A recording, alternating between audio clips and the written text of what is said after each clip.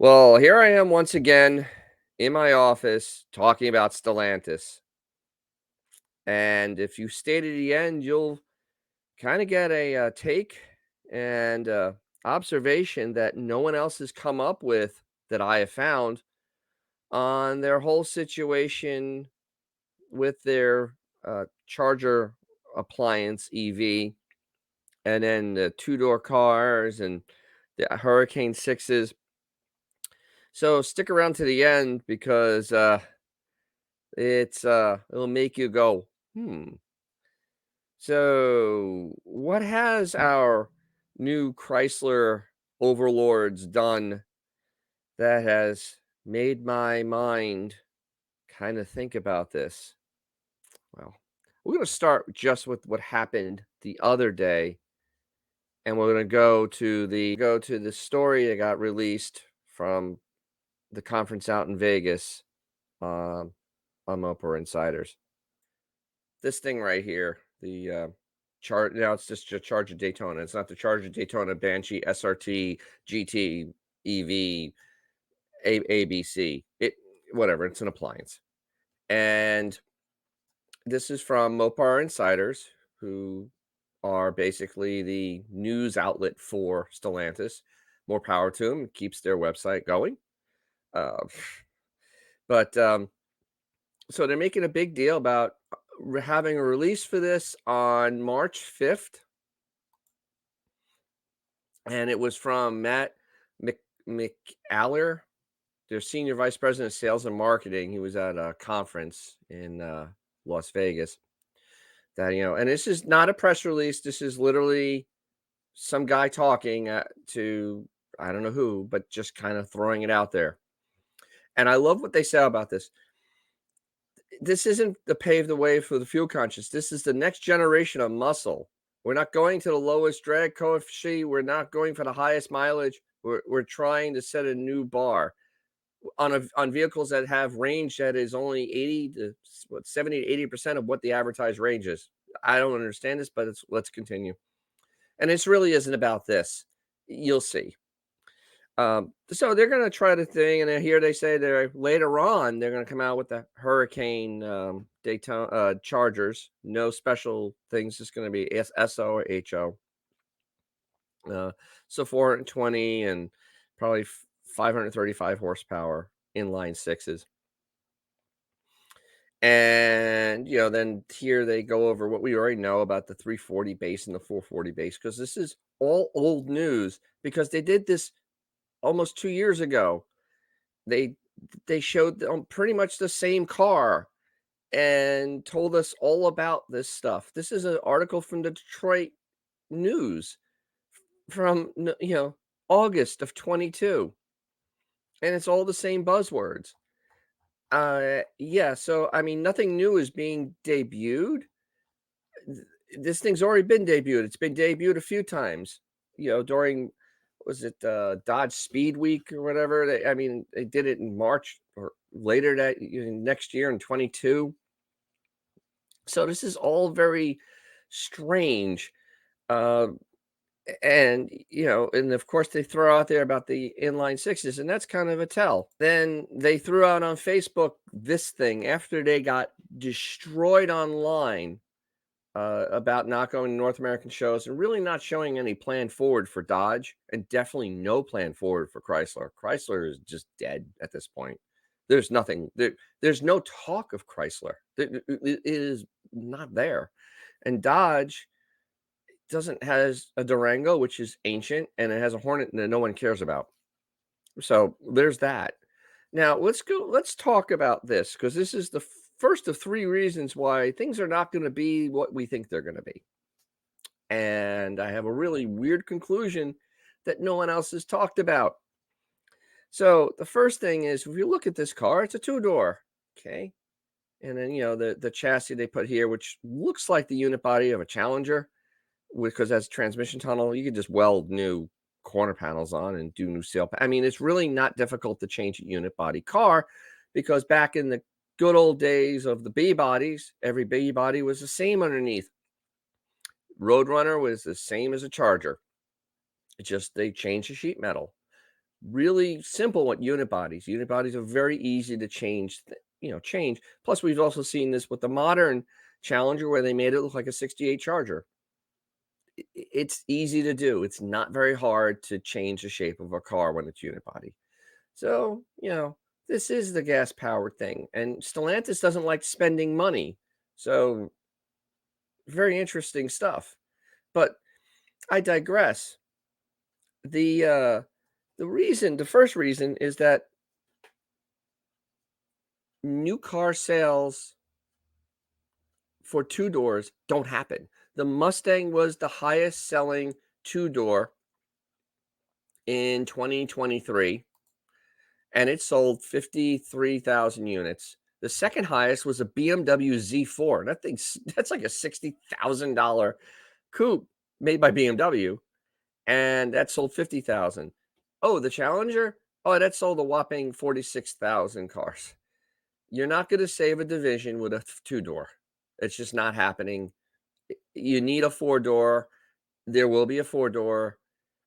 Hopefully, they call it the Coronet. That'd be nice because Chargers are not four door cars, not real ones. That's just my thing. And I went over all this in this video here and this video here. I did a few on Dodge and then this whole weird release of information. It's very strange. So then that was first point. The second point is, well, the EV market, peak EV market is dead. And the crosstown rival Ford, who came out with the Mustang Mach-E, first of the big three to big two and Stellantis, to come out with a full-on electric car, and it's flopping. I mean, they sold 30,000 last year. Now Ford is telling them, hey, you can use these as loaners to people getting their cars worked on. Like literally here, you can just use them because they can't sell them. They're sitting on lots. If you don't believe me, go to your nearest Ford dealer and take a look. They're there. And yeah, so they have to keep moving because electric cars, unlike real cars, need to be driven because the battery will die whether it sits there or not. Unlike a gas car where the gas stays in the car and it just stays in the car. And you can wait 3 weeks or a month and you can drive it with gas in the car. These will die. So that's the first real big warning sign. And then, of course, here's the other part of that. Ford has lost, they lost 3.1 billion in 22. They lost 4.5 billion last year on EVs. That's $8 billion that could have gone to real cars, like maybe that have that third line for the Broncos and the Rangers start up earlier because those are cars they want. And they make a profit on them, probably about 10 grand. Thereabouts. Trucks are a big profit margin, and because they lost $36,000 on every electric vehicle sold. Now, anybody out there with EV things, don't think that Tesla's so smart. Tesla, well, they are smart because they get subsidies from the U.S. government, and they also get paid by all the other manufacturers to get credits so they can sell their gas-powered cars. Their bottom line is enriched by other people, not by selling the cars. There's no profit margin in there. It really isn't. It's not a profitable business.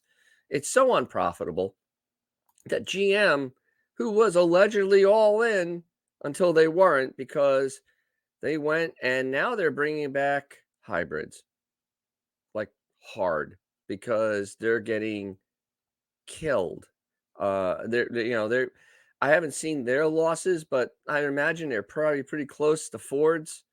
And this is GM is backtracking into what Toyota is doing.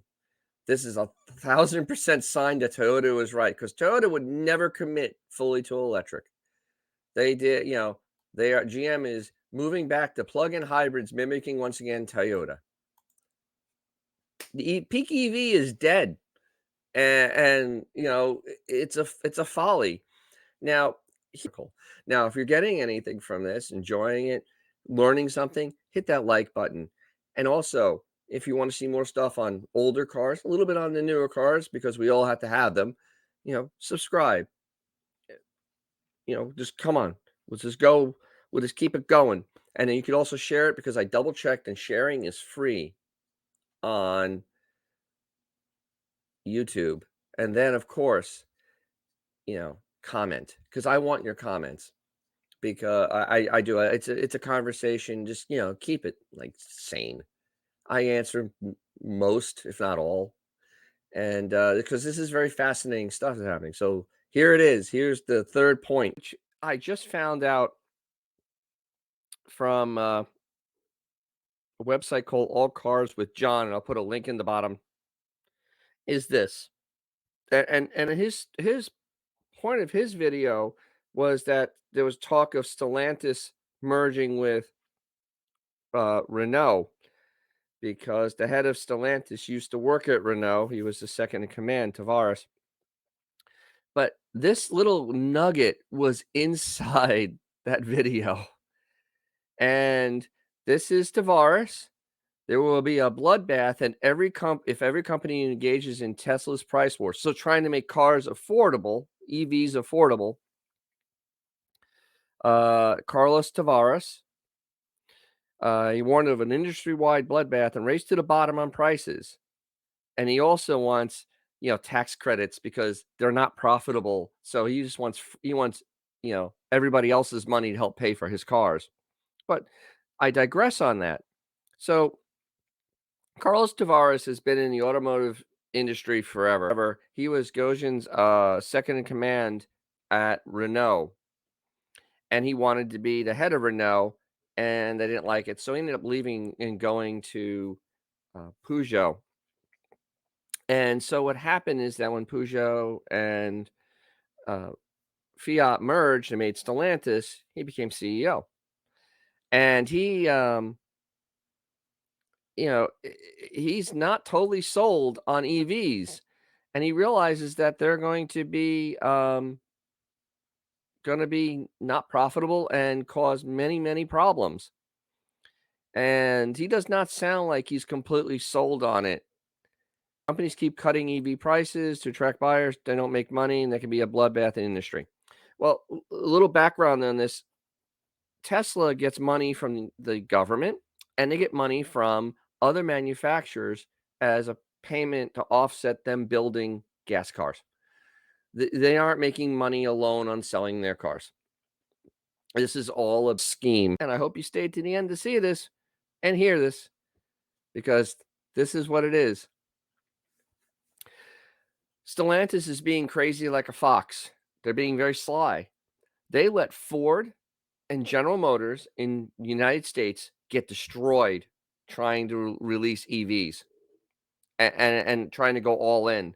And they've lost billions, tens of billions combined. And now Stellantis just kept on selling gas cars and making money the entire time. They didn't have a $3 billion loss and a $4 billion loss. They didn't. They kept on selling the ancient cars they had, because they were ancient. The Challenger, the Charger were ancient, but they were profitable.